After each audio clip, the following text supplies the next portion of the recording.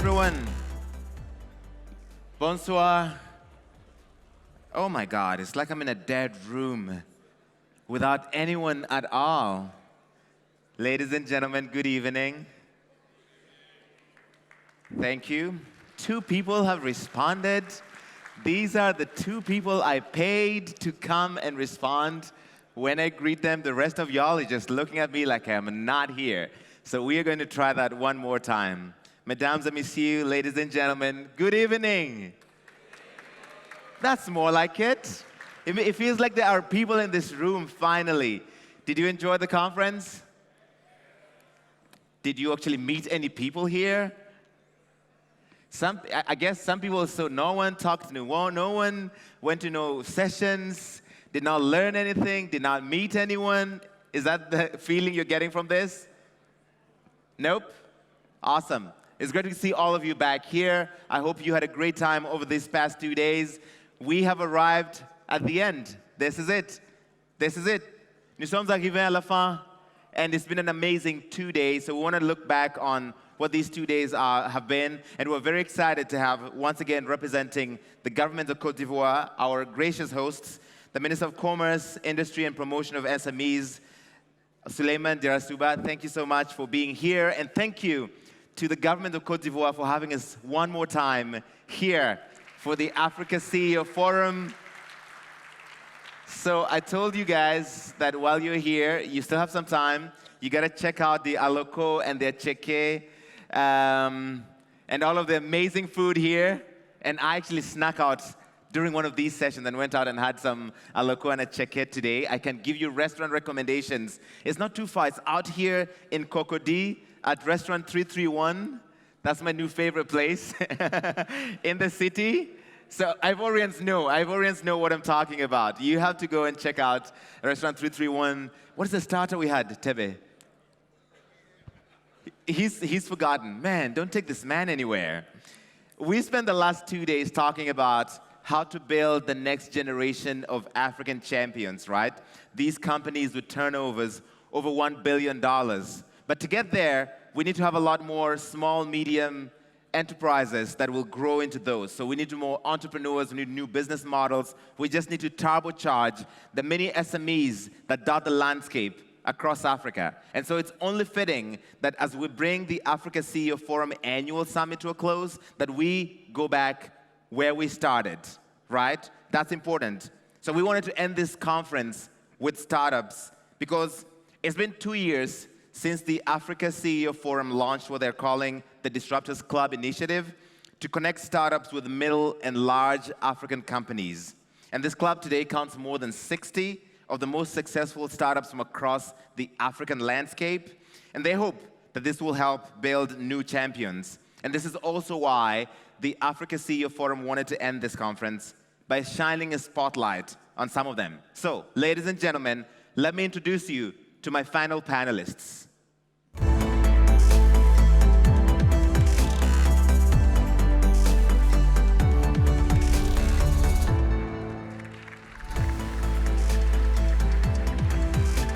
Fantastic.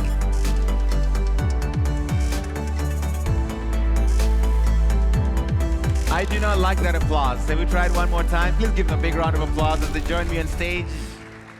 The final 3 speakers at the Africa CEO Forum, starting with the immediate left, Zineb Idrissi Kaitouni from Morocco. She's the co-founder and CEO at Dabadoc. Hi, Larry. Hey, how are you doing? Very good. From Nigeria, Yele Oyekola, co-founder and CEO at Duplo. Thanks for having me, Larry. Glad to be here. And last but not least, from Ghana, Misha Adi, co-founder and CEO at Jetstream. Bonsoir. Bonsoir. So let me start with you, Zineb. You've spent the last 2 days here, going to sessions, talking to people. What are your impressions? En français ou en anglais? Up to me. Well, first of all, I'd like to have the audience give a big applause for the amazing team that put this event together. For the Jeune Afrique team, it was an incredible event. We've had 2 wonderful days full of great insights coming from policymakers, business leaders. My outtake and is that those 2 days have been very rich for me. I've met incredible people. I've been able to attend many panels, Right. from which I've learned valuable insights. And more over this is that I've been able to meet few business leaders and investors. It doesn't happen necessarily here, but it's things that take time, that will take time. So a seed was planted here. Yes, absolutely. Okay. So, Yele, your own impressions of the conference, met some investors. What did you take out of it? No, this was amazing. And like she said, massive applause for the folks who made this happen. I was incredibly surprised to see this many CEOs in one place. It is called the Africa CEO Forum, so I think it's built in the name, right? Sometimes hype, but this is actually I'm messing with you. I think for me, working in the payment space in Nigeria, it was great to meet some regulators as well, just to get the context as to what's happening across the continent and how that applies to my company. I also got to meet some CEOs as well, understand the pain points around some of their issues working for the companies. And also, this is a very good excuse to come to Abidjan. The food is amazing here. So yeah, couldn't miss the opportunity, and glad to be here. Michelle, what are you taking from these 2 days in Abidjan? And this has been a wonderful experience, and I'm grateful for the opportunity to have access to so many senior decision makers. As we've all experienced, and our startups are in different ages, but we're not just building companies. We find ourselves, as we journey down the road, building ecosystems. Absolutely. We have to vertically integrate in places that we didn't expect to because of where we are.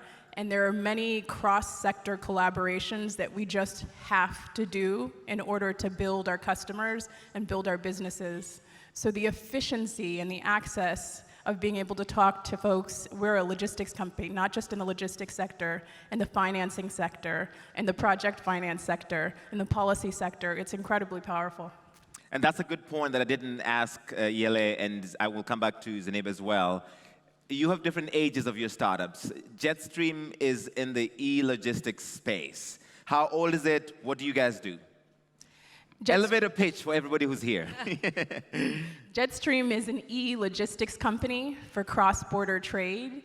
We help import and export businesses that need to move cargo between A and B in different countries, and we connect them to financing so they can actually finance the goods that they're shipping.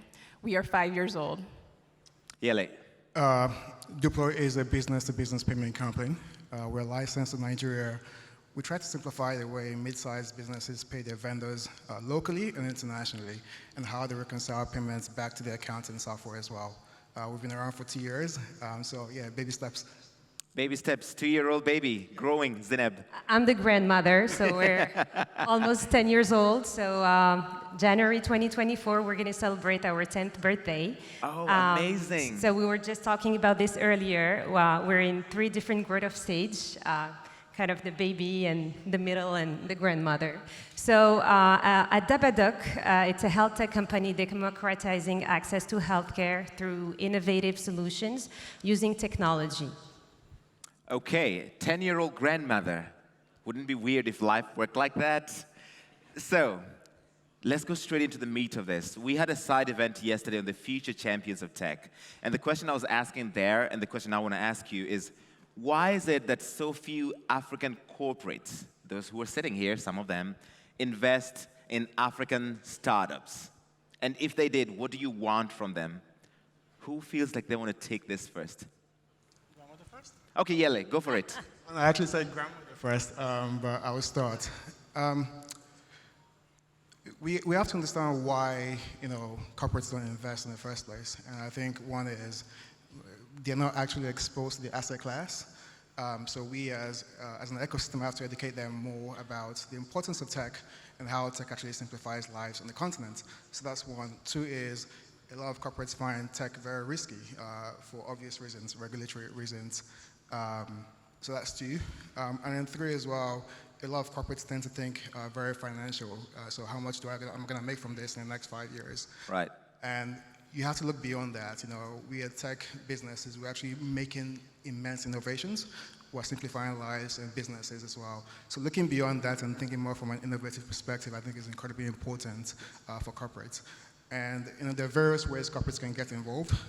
You can partner with accelerators, both locally and internationally as well. So that's one. Two, you can actually invest directly from your balance sheet as well as a direct investor. Three, you can also create a corporate venture arm. I know Axion has done an amazing job there, Orange as well, and folks like EcoBank. So I think there's a lot of opportunities for corporates to get involved more with the asset class, and hopefully from this kind of conferences, we can see that improve over the next couple of years. All right, that's a good one. And you mentioned Axion. The CEO of Axion was the CEO of the year last year at the African CEO Awards here, and he's putting his money where his mouth is. So Hassanin is one of the shining lights in this space. Yes, Jetstream is pleased to partner with Axion for our latest round. One thing that I notice is in the classic definition of disruption, it's not about a technology confronting the existing traditional businesses head on. It's about a group of founders addressing a segment of the market that is very small and it's ignored. But over time, that segment grows bigger, and that's how disruption occurs. I think that we've had great partnerships with certain traditional companies in Ghana and in Nigeria, but what I see is not a recognition of the segment of the market that we're addressing. E-commerce is still very small. Right. The mid-market companies are still very small. That may not be your target today, but 10, 20 years from now, those are the new leaders. And those are the segments of the economy that you'll want to be serving. And I think looking at startups as an opportunity to access that sort of marginal part of the market that's not important now, but will be important 10 years from now, it's a wonderful partnership opportunity. That's a wonderful partnership opportunity. And Zineb, this is where you jump in. Yeah, just to complete on those thoughts. I think it depends on the growth of stage of each startup, depending on the industry as well. But mainly when you're at later stage, you actually see collaboration with big companies because you scale much faster. You get access to their customer base, to their markets. And through those type of partnerships, the startup actually skip an entire phase of launching on its own. So in our case, we partnered with a telco company to launch in several countries across Africa. Right. And we're using their distribution channel to scale our product. Oh, that's impressive. Do you know, can you tell us which countries these are? So we're starting with Ivory Coast. Right. And going to few others in the Other short run. unnamed countries that she will not mention on this stage. I did try. I tried to ask. Would it have made a difference when you were building over the last decade if you had more corporate support, more of these partnerships? Definitely, but the beginning, and we were talking about it earlier, is that the initial phase of a startup is to educate the market. We're in a continent that is not mature enough, where when you're launching a new business, an innovative solution, a disruptive solution, you need to educate the market, and no one is doing it for you. Right. And I think maybe in terms of, and maybe that would be your next questions, what do we need from policymakers to help us grow faster instead of doing our job ourselves? That is actually the next question, but before we get there, I want to translate what they're saying because they have to be diplomatic, because they're looking for business from you guys. I am not. What they're saying is that do not sleep on the startups in your countries, as the kids say. Don't give all those contracts to foreign companies, huge multinationals, and yet the startups are right there, sometimes offering those services or needing some other kind of support. Am I translating that correctly? I think so. Yeah. Oh, they agree. Fantastic. Okay, Zainab had already touched about it. We've covered the corporates. What about government? There's policymakers, there's ministers in here, there's other people who make these decisions in different countries across Africa. What do startups require from governments, from policymakers? We need more sandboxes. So the Bank of Ghana has established a fintech sandbox, which enables small companies to experiment with financial technologies under a threshold value. So it's not a lot of money at stake, there's not a lot of risk, but the innovation is allowed to happen under the supervision of the Bank of Ghana. It would be beautiful to see those types of sandboxes flourish all across Africa so that the innovation is not in the shadows, which is going to be eventually difficult to tax. It's out in the open, and it's done with the approval and with the monitoring of the authorities. Right, that's a good one. I think the Reserve Bank of South Africa also has a sandbox model where some of these early stage startups can get into and help them fine-tune the product. Yele. I hope my folks from Nigeria aren't here, but there's so much I government. beg, say to the chesto. I know, Say to the chesto. There's so much governments can do to support tech businesses. I think the first one is regulation. We have to level the playing field for everyone. Within Africa, within Nigeria, there are some regulations and policies that are a bit gray. And for example, as Duplo, it's quite difficult to navigate those terrains. So I think the most important thing, first of all, is to level the playing field, make policies very easy to understand and navigate as well. Two, this might sound like a joke, but I think governments need to invest more in infrastructure, particularly internet, right? In Nigeria, Right. Wi-Fi is quite bad. And it would be great to have that being prioritized as a government. And then three, of course, funding. I know the Nigerian government just launched a venture fund in collaboration with the, I think, IFC or AFC. I think $600 million, which is a massive step in the right direction. So yeah, of course, supporting businesses with funds as well will be very critical to help the ecosystem grow. Okay, Nigeria has a new government, just launched, brand new, just unpacked. I think it so was if in you could March. have them implement one major policy that would have a huge impact on the startup ecosystem, maybe they have people here who are about to be appointed into government, we don't know. Let's just put it out there. Oh man, I'm trying not to get in trouble. You can blame me if you get in trouble. Yeah, are you gonna help me? Yes. I think in in payments in general, it's, like you said, it's incredibly difficult sometimes to launch, just because fraud, compliance issues, Right. which makes sense. But can we actually make it very possible for very young companies to actually start processing payments, like I said, in the sandbox? I think enforcing that across the continent will be very important for the fintech community at large. All right, and Zainab, you began this conversation because you were talking about what do you need from policymakers, so launch into it. Sure. Well, adding to the part of regulatory framework, which we all need, and the complexities that, with the many countries in Africa, each country has its own regulatory framework. And when you're scaling, you're Right. dealing with a different country with its own specific regulatory framework, which makes it more harder for companies to scale. My ask is to make sure, as we are all startup, hiring people, hiring talents, we need access to talents, and these talents have to be developed through STEM education. So is to encourage and empower young students to go into STEM. Right. Because this is the future, and we have a young population, and we need talent to retain in our company. So putting the right incentives for these people to stay in the country, not to leave the country, that's one ask.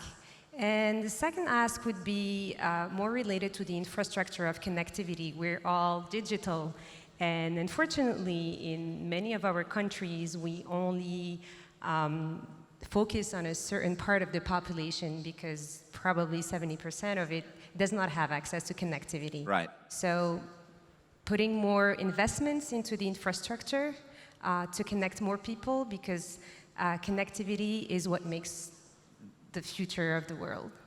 That's interesting about the talent, especially people going into STEM education, because unless you have that pipeline of technical talent, you will constantly be searching for developers, engineers, and Yeah. do you have, the point has been made repeatedly that part of the reason why Silicon Valley grew as an ecosystem is because of the presence of Stanford and constantly supplying the research and the technical talent to support this growing technology scene. In Morocco, in Ghana, in Nigeria, finally, do you have a Stanford of sorts that's supplying that talent pool?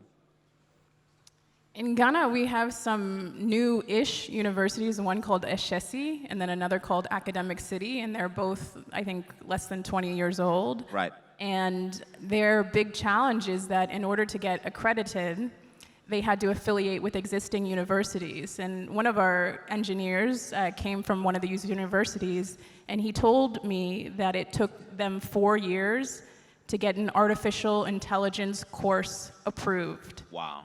So they're just now launching artificial intelligence, and all of the students who graduated missed that opportunity. So I think there is a big role for educational policy to really look at innovation and the skills that the students of today will need in order to be great entrepreneurs, great business people in the future.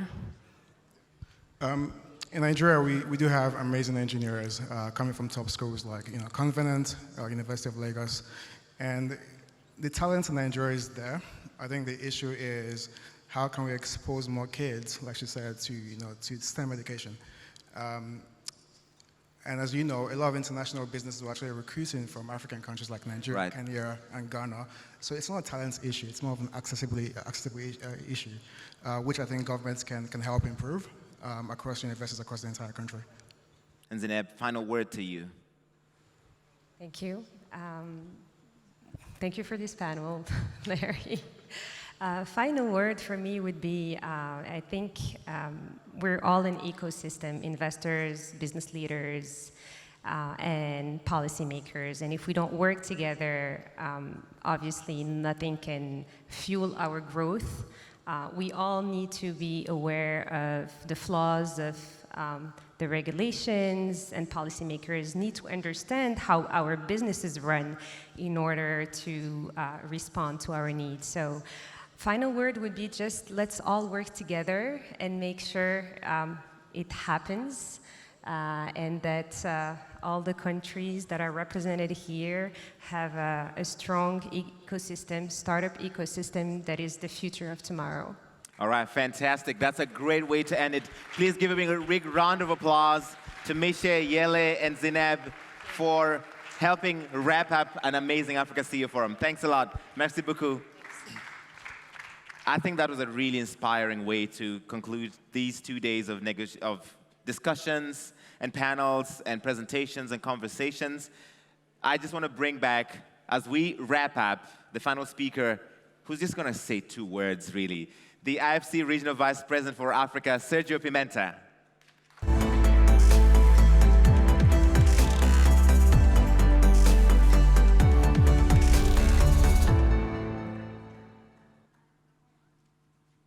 Thank you very much, Larry. I have 2 words and 25 pages. But let me say a few remarks.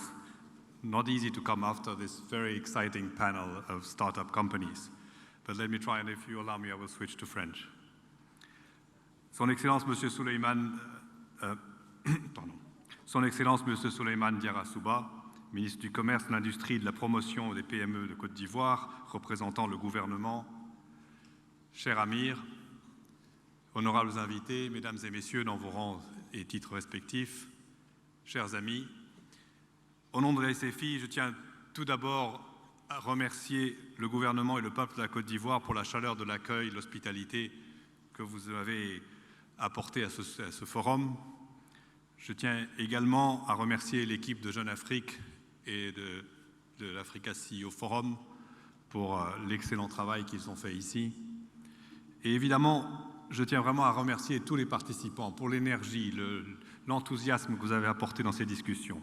J'ai été personnellement vraiment très inspiré par ces 2 jours et je reste optimiste quant au progrès de l'Afrique et des entreprises dynamiques que le continent contient. Mais il faut quand même réaliser que nous vivons une période difficile dont la seule certitude, c'est l'incertitude, et que certains des défis au cœur de cette dynamique entravent la prospérité de nos économies.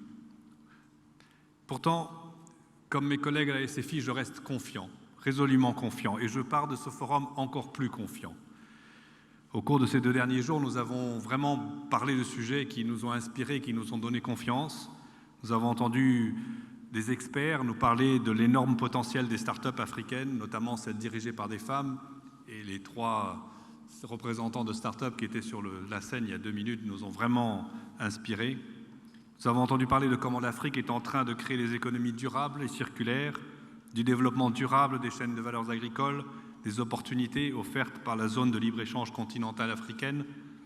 Hier, nous avons entendu le directeur général de la ACF, Maktar Diop, évaluer les progrès réalisés en Afrique, réalisés par l'Afrique, y compris en matière d'inclusion financière et de connectivité numérique.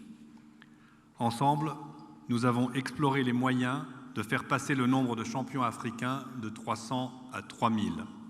Nous le savons tous, aujourd'hui, ils sont concentrés principalement dans 4 pays, mais il est important de travailler ensemble pour que ces champions existent dans tous les pays africains, y compris ici en Côte d'Ivoire. Et je sais que parmi vous, il y en a qui vont diriger ces entreprises, qui vont être les actionnaires, qui vont être les moteurs de ces changements. Il est clair que l'Afrique a besoin d'une stratégie pour soutenir ses innovateurs, ses champions, et cette stratégie doit être élaborée avec un objectif d'améliorer de façon durable la vie et la situation de tous les Africains et de toutes les Africaines, avec un accent tout particulier sur l'amélioration de la résilience de la population africaine et de ses entreprises face au changement climatique. Dans cette optique, prenons ensemble l'engagement de travailler tous ensemble au succès de l'Afrique. Pour terminer, on m'a dit 2 mots, donc j'étais un petit peu plus long, désolé, mais pour terminer, je voudrais quand même réitérer l'engagement de la SFI pour soutenir les projets porteurs dont nous avons parlé au cours de ces derniers jours, pour soutenir les partenariats durables, pour soutenir les amitiés que nous avons créées au cours de ces 2 derniers jours. Évidemment, nous continuerons à soutenir notre partenariat avec Jeune Afrique pour le succès de l'Africa CEO Forum et au-delà de soutenir l'Afrique.